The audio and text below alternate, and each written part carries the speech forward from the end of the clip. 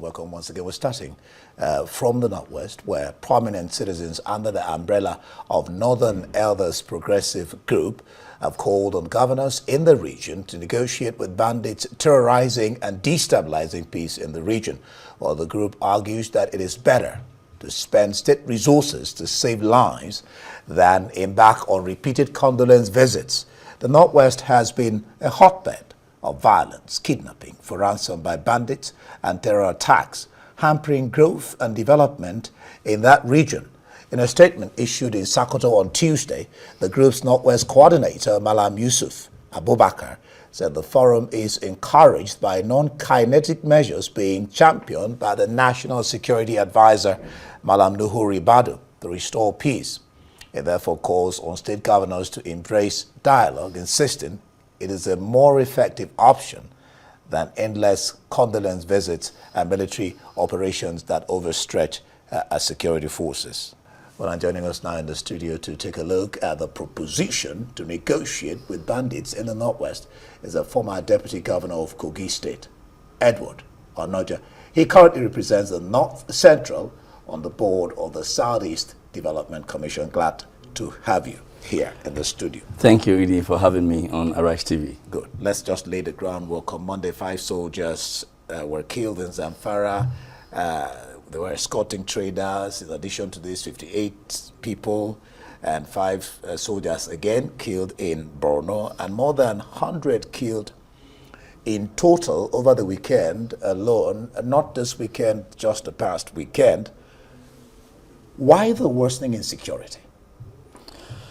First, let me begin by commiserating with the families of these gallant slain soldiers who put their lives on the line for Nigeria, and also communities and other Nigerians along that corridor, as you reeled out in your data and your statistics, that have lost their lives, their family.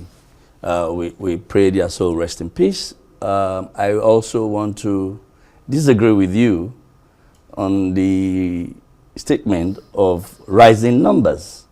I would like to say the numbers are there, but rising, I wouldn't agree with you, and I can say that the efforts, just like you read out, as commended by the Elders Forum in the North, on the National Security Advisor, Malam Nouri Badu's efforts, trying to eliminate some of these notorious leaders. There has been some gains in that regard, and then freeing of kidnapped victims. That statistics have been reeled out by the National Security Advisor. Yes, we agree. Insecurity is still there, but under President Tinubu, through his National Security Advisor and the security architecture that they have laid on ground, I think they are making gains. They are making gains. Gains, you say. You say insecurity is not worsening. Now, I know there are different ways to solve a problem.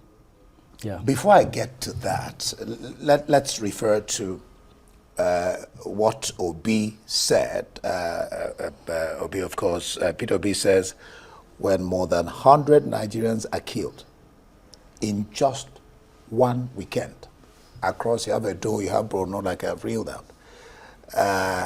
He says our figures rival that of countries officially at war. He urges the government to declare war on insecurity. NEF, that is Northern Elders Forum, demands that government declare a national emergency on insecurity. I had Major General Ali Kefi, I'm sure you know him, here, I think about 2 days ago. He says, what are we waiting for? It's long overdue to declare emergency. And then you say insecurity is not worsening. I said it is not worsening. It doesn't. Efforts are being put by this government to limit the numbers. Yeah. But globally, efforts does not mean it's and not. Efforts are yielding by the figures that are coming out. The figures of dying people. Of people being eliminated, the leaders, the notorious bandits, their leadership, because when you get the head off, you actually neutralize the real foot soldiers. So that is one. And we should at least, whilst reeling out these numbers and statistics, let's also reel out successes. Yeah. Because that's what will give some level of hope to our citizens. On the one hand, and you also agree with me that security is actually the task and the job of every Nigerian citizen, including the media. We will commend what you're doing by letting us know. You quoted former Governor Peter Obi, one of the presidential candidates in the last elections, as saying when 100 people, it means the country is at war. Just over a weekend. I disagree with him. Nigeria is not at war. Nigeria cannot be at war. Even when these figures exist, you won't say that Nigeria is at war because they are flashes. It's not daily. In the last 3 months, were 100 Nigerians killed in 1 week? No. But these incidences have occurred. How do we deal with it? I think that should be the way forward. That should be the statement that should be coming out from the voices that should be coming out from supposed leaders. Edward, these are not just numbers. They are human beings. And that's why I started by commiserating with their families. Because that's great loss. I didn't begin without that. Because if it comes close to me, I'll feel it. We've all lost people. We've all lost people. And we know what it means to lose somebody. But that's why some say you can't call them flashes. But to say that these numbers does not also show that there are deliberate efforts by government to neutralize the leadership of these bandits that existed prior to this government. Okay, let me support you a little bit, talking about efforts. Let me just support you a little bit. Very well. That's what the media should do. No, we're doing everything we should do. I hope I have this. Let me just show you. I think over the week, somewhere over the weekend too, Nigerian army said troops arrested 11 terrorists, actually terrorist logistics suppliers, breaking their chain in nationwide operations. Now, I have 4 questions under this, if it's supporting your argument. One, I put that question across to Major General Kefi. Can we say Nigeria is winning the war in the face of worsening insecurity? B, can we intensify this sort of action? C, what, if any, is stopping more and more of this being done? And what amount of damage do you think this arrest of logistics suppliers can do to your organization, these terrorists? You can take those questions. Oh, let me start by saying, winning the war.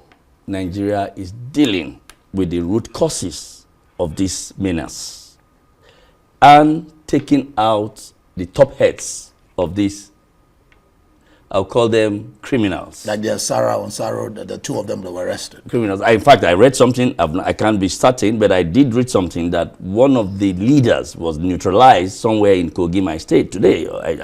I saw it before I got in here. So, you know, it's common knowledge, it's logical. When you take out the head, you practically destroy the foot soldiers. And the logistics, like you said, I'm not a security expert.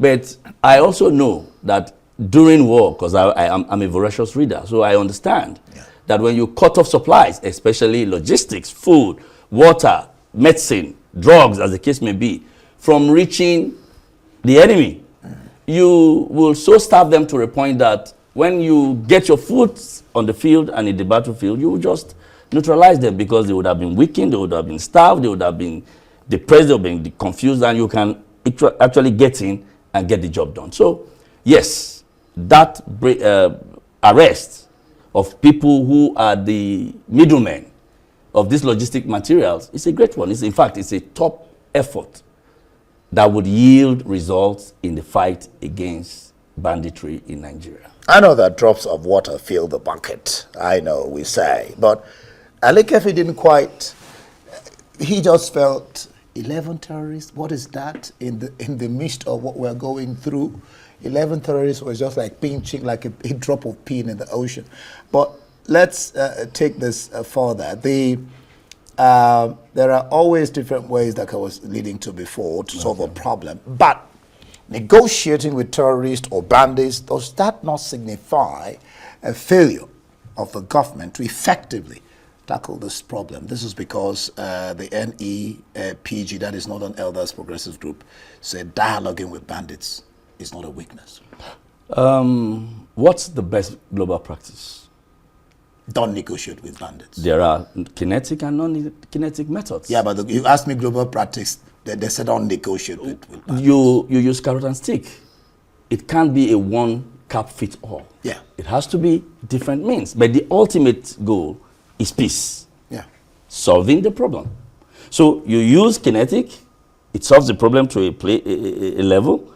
You use non-kinetic if it solves the problem, like they acknowledged that the efforts of Malam Nuhu Ribadu, the NSA. It was actually a mistake on their part because he did not directly say that he's go. No. He talked about non-kinetic, yeah. But he did not directly say go. I think in one forum he even said we have always told these people don't pay ransom because ransom means you're negotiating with them. Not necessarily. Ransom means you are paying them to stop doing what they are doing. Negotiating. You would have negotiated with them to get the figure you want to pay. It does not drill down to money all the times. But some people will voluntarily want to surrender for them to be alive and be reintegrated into the community. So it is not always about payment of money. But on their call, they are Northern Elders Forum. They live in that region. They understand the challenges in that region.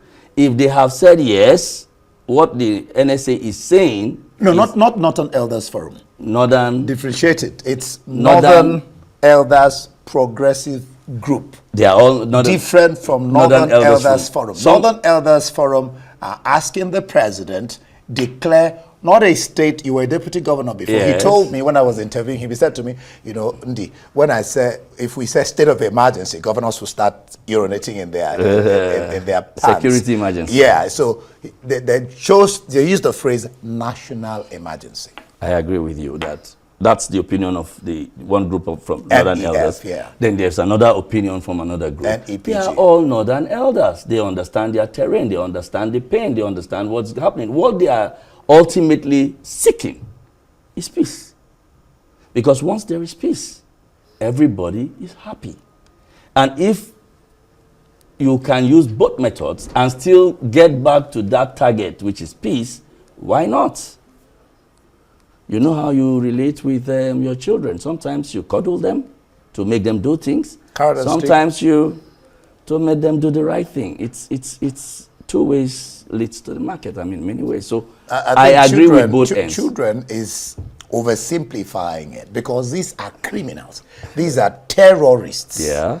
Let's use the correct word for them. In the past, I'm not cutting you. In the past, Nigeria had used that method and it had worked. Niger Delta region, recall? They were not terrorists. I won't call them terrorists, but they were still people who were disturbing states. Yeah, they were non-state actors.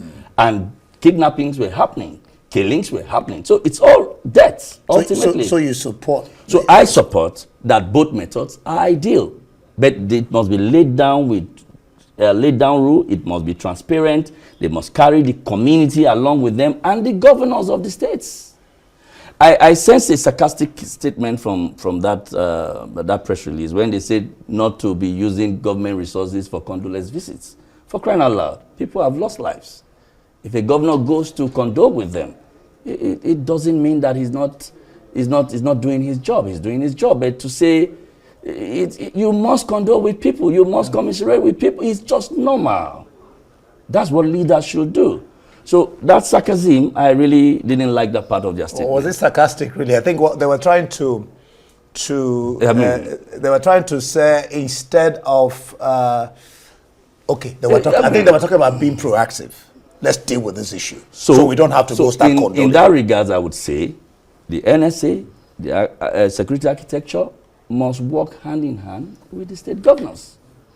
Yeah, and forge a common front to dealing with this issue once and for all. What do you... A matching order that Mr. President has given to all the security chiefs. Yeah, what do you even make of the fact that some are saying that state governors are not living up to the expectation because they are supposed to be the chief security officers of their states, and they pay them security votes. You are formerly a deputy governor. Yeah. I hope you're not going to start defending your constituency. But that's the talk. You've heard it, that are not doing well enough. Even though I will say this, Governor Rada of Katsina, after 2 years of debate or sealing a peace deal with the bandits terrorizing farming communities, has finally confirmed negotiating with bandits. If it's going to bring peace, why not? When you talked about me being a former deputy governor, I would say this. You know, if you've not won the shoe before, you will not know how it pinches. So people can actually sit at the comfort of their homes and denigrate the governors like they do nothing. But I can tell you, no governor, as a chief secretary of his state, will sit idle and watch people being killed under his watch. No governor. No governor. I would say they are doing their best. They should do more in collaboration with the center to get this job done. The talk again is that the question of procurement of this hardware, that I mean, that's the talk, that authorities, whether it's governors at this federal level or whatever, are merchandising the issue of security and not really dealing with what do you say to that? I would say that talk is cheap, really. Yeah, talk is cheap. And matters of security and procurements on security are not the things you put out in the open, because the enemies are watching. And by this, and when I say the enemies, the bandits, the terrorists. But to a large extent, from our budgets, starting from the national budget and to some budgets of states, I think they have allocated substantial amounts to deal with insecurity. But is it being used particularly for the purpose for which it was procured or allocated? Unless evidence is show otherwise, I would say yes. Then why are we still having, I mean, some questions people will ask, why are we still having this question of killings here and there? Now, some have criticized governors who claim to have intelligence on the movement of bandits but failed to share such information with security agencies, describing such behavior as irresponsible propaganda. That's what the NEPG is saying. And you would take that along with this talk from Zamfara State Governor Dauda Lawal.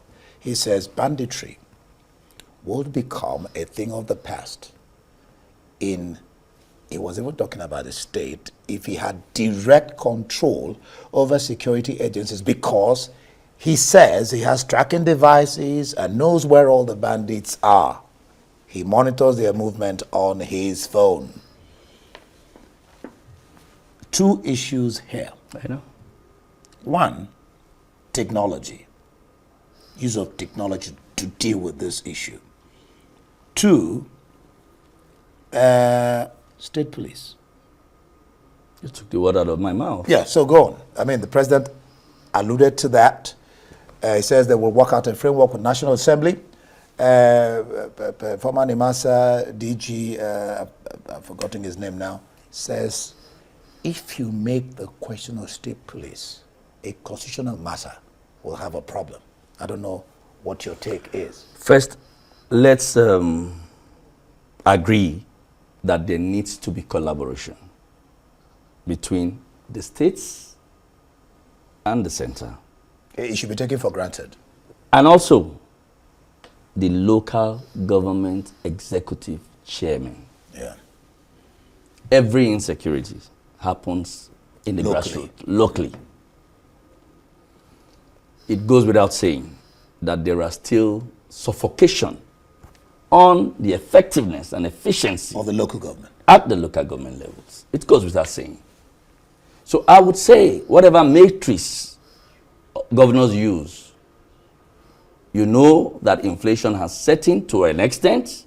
What an X amount can do 4 years ago, that amount cannot do it today. And it's the APC government that is causing it. No, and I'm saying It with is. the increased funding, where local government and state funding has risen from what it used to be before this government to almost times 3 and 4, it gives you a big bucket to use from.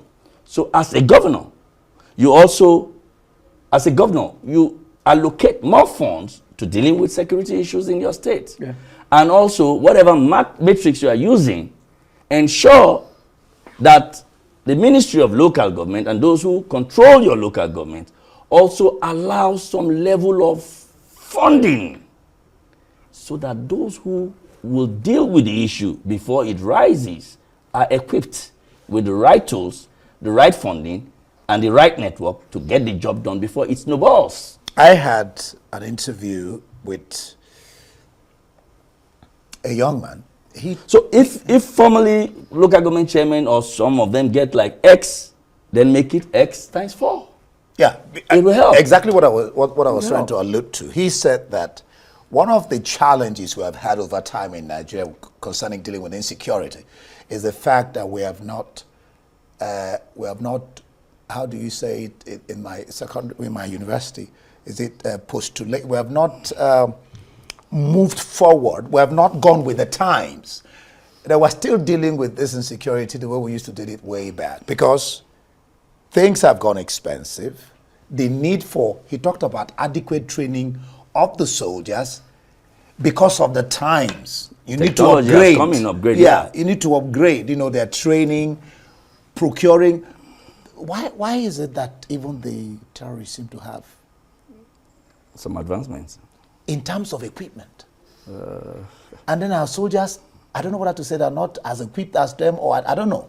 I think I would not know the arsenal that we have, but I do know that in recent times, this government of President Bola Ahmed Tinubu have tried to upgrade what was available. How about technology? You didn't address that question. Technology is everything now. Technology is everything. I mean, And based on what the governor of Zamfara State was the saying. successes of the NSA and the other security outfits is not without the use of technology. So do you think then that we should get this, because what he was referring to actually there was give me power.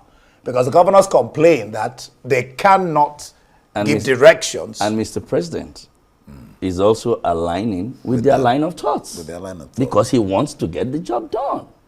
Peace and security is what he promised Nigerians. That is what he wants to deliver. Edward, Governor Ahmed Ali of Sokoto State, he directed security agencies to treat anyone found to be an informant the same way they treat bandits. How does this resonate with you? Bandits can't operate effectively and efficiently without information. Do you agree with him? What that means is that whoever it is that gives that information has done even worse, much worse than the bandits. Yeah, but so if the punishment is same way, you agree with him? absolutely. But General Kafi raised an issue. He said, this country, there's the danger of stigmatizing people when they didn't do anything. That's one. Then there's the danger, that was one he talked about. I've forgotten the second issue he raised about dealing with, how do you make sure that justice is not denied? How do you make sure that this person, that you have been the second one I remember now is under duress. Some of these people give information under duress. I don't know how true, not I do not know, I know. My neighbor had his brother kidnapped in Kano State. And she told me that some of these communities are under bondage, that these bandits or terrorists have come into their overlords, like yeah, overlords. so why can't we deal with these issues? How can we allow communities to be taken over by bandits or terrorists, as it were, in this Nigeria? It used to happen in the Northeast, but today it is no more. And I believe that with the continuous renewed effort by our security agencies, that will be a thing of the past. I do not agree. I'm not okay that yes, some communities are still like subservient to these criminals. And I believe those who are saddled with the responsibility of dealing with that menace are getting their intelligence, and it will be a thing of the past, just like it is now in northeastern Nigeria, especially Borno, Yobe, and Adamawa. Security experts say forest and porous borders are major threats and call for tighter surveillance in Niger, Kwara, Benue states. I agree, absolutely. Why are our borders porous? Now, I think more use of technology would help us to secure our borders more effectively and efficiently. Edward, do you think that the government, both at the federal and the state, because like I said earlier, these are people we're talking about, fathers, mothers, brothers, sisters. Do you think that the government, both at the federal state, are taking the issue of this, security seriously? The political way to really, that's why Obi is saying, we're almost at war. Emergency, NEF is saying emergency so we can deal. I mean, the issue of politics comes in because what Ali Kefi was saying was that emergency will mean the constitution goes down, the state apparatus, and then, so, I don't know. The politics comes in. Do you think we have that? I'll reiterate again. His Excellency Peter Obi should do more of being a statesman than trying to, will I say, incite. Let me use the word. How can you say incite? When we are raising when he's raising a security issue, I know. Yeah. And he's been a governor before. Yeah. And issues around security he understands. You want him to pat the government on the back? No, I'm not saying so. But you see, it's been too constant of data and statistics. Leadership and governance does not boil down to that. Some empathy. In southeastern Nigeria today, I'm sure you know what is happening there in relationship to issues. But he seems to be numb when those things occur around that axis. So the point is, he talks. You need to be more, let it be consistent, rather than you know what I'm saying. But like I said, politics. No, this is not, no, and I'm saying people should not politicize it. They should empathize. I appreciated him wanting to visit a state because of issues like this. And like I said, it's duties for everybody, whether you are in opposition, whether you are in the ruling party, APC, whether you are in government, whether you are an ordinary citizen. It's the job of everybody. Security is the job of everybody. Now, just before I let you go, Nigeria and U.S. reaffirm partnership on smarter firepower, civilian protection. How far-reaching is this partnership? How far can it go to help us with this issue of insecurity? If that partnership would give us the right tools to equip the state's toolbox to dealing with insecurity, then we'll go for it, optimize it, and deal with the issue. Because what Nigerians want to see, feel, and hear is that the matter of insecurity is dead. You can't say dead. It At least globally, reduced to the barest minimum. Let it be seen and felt. And yes, some states are getting it right. And then there's also Northeast is now almost, like I said, not what we used to know. So and then there's a question of Nigerians not hearing about arrests of these people, convictions of these people. I think that will do a lot of encouragement when Nigerians know or hear or see that these people are arrested, prosecuted, you know, and then the question of even if you do dialogue, which some people don't agree with, and some are saying that's a failure of government to be dialoguing with an armed robber, you don't do that, you know, that after the dialogue, you release them, they go back and continue with their trade. We'll just leave it there, but... What are we trying to achieve? Peace, right? Peace. Whatever will give us peace, I'm for it. Okay. That's Edward Onoja, former Deputy Governor of Kogi State. He currently represents the North Central of the board of the Southeast Development Commission. I'm with you. Let's have peace so that people will stop dying, because these are heads, these are people, not just numbers. Thank you so much for being on the program. Thank you very much. And my empathy goes with the families that have lost their loved ones.